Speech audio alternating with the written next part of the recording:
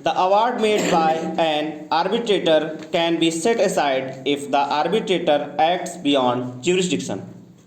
And to find out whether the arbitrator has travelled beyond jurisdiction, it would be necessary to consider the agreement between the parties containing the arbitration clause, and if the arbitrator acts beyond the arbitration clause, then it would be deemed that he has acted beyond jurisdiction.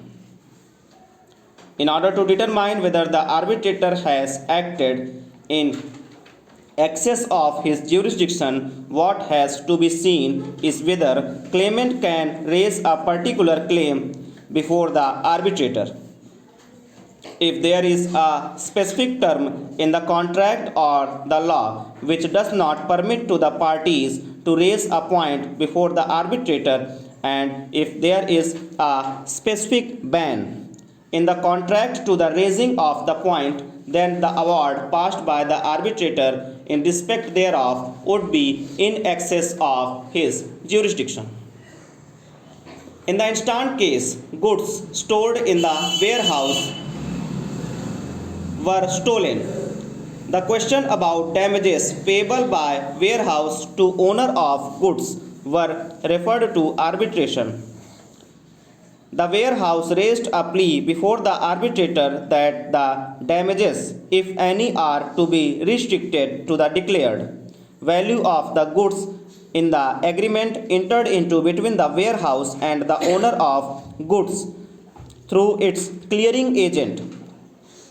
This plea was rejected and award was passed. It cannot be said that since the arbitrator has acted beyond the terms of agreement arrived at between the parties, the arbitrator had acted in excess of jurisdiction, and therefore the award was liable to be set aside.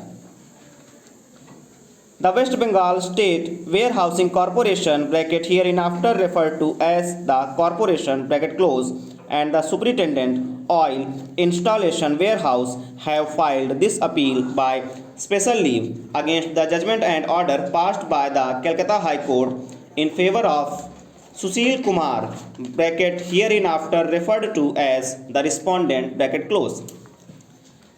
In the year 1985, the respondent imported 338 coils weighing 1995 180 metric tons of seconds defective zinc aluminium sheets from European Economic Community and declared the value of the goods at rupees 2,440 per metric ton.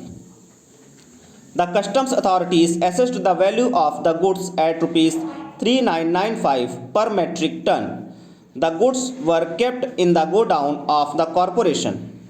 Respondent filed a writ petition before the High Court saying that there was no basis for assessing the value of goods at such an enhanced rate.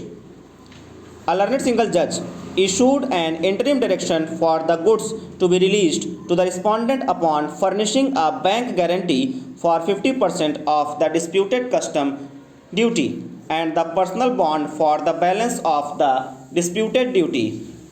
It appears that in the meantime, the Special Investigation Branch of the Customs House issued instruction to the corporation not to deliver the goods to the respondent. Another writ petition was filed in the High Court, which was dismissed by a learned single judge. The respondent filed an appeal against the order of the learned single judge.